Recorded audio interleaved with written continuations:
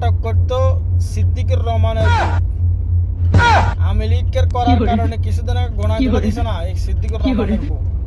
সিদ্দিকুর রহমান যথেষ্ট পাগলক, এই নষ্টা মহিলাকে যে তালাক দিছে সেটা সে একদম সঠিক ছিল, কারণ শরীর দেখানো বডি দেখানো এই মহিলার নেশা।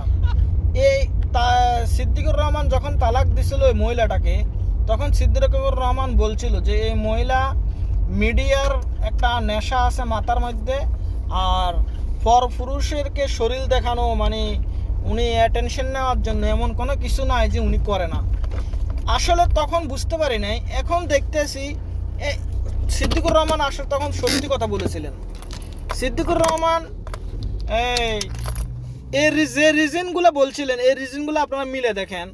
যে সঙ্গে ক্যামেরাটা চালু হয় মহিলা এরকম করতে থাকে হারামজাদি তুই বুড়া হয়ে গেছে, বুড়া হারামজাদি, তোর তো সব কিছু হুঁড়া হয়ে গেছে, তুই দেখোস না হারামজাদি। মিডিয়ার সামনে আসে এগুলো দেখাতে থাকে।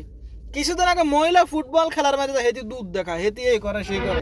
আরে দুধের তো কুত্তার লাগাও থাকে, কুত্তার লাগা আরো 6টা থাকে হারামজাদি এসে দিনে, তো 2টা।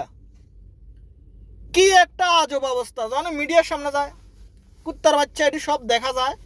কি কি একটা অবস্থা, কি মেসেজ দিতেছে এগুলা সারা বাংলাদেশের মধ্যে। আবার ওপেন কথা বলো, আমি জিম করি, বডি বানাইছি, আমি যদি বডি আমার ফিগার না দেখাই তাহলে আমি এত কষ্ট করে লাভ কি? শুয়ারের বাচ্চা জিম করে বডি করে মানুষের স্বাস্থ্য ভালো থাকার জন্য, না কোনো তোর মতো দুধ দেখাবার জন্য। কুত্তার বাচ্চাগুলোকে জনগণ ফিডও না কিনলেই।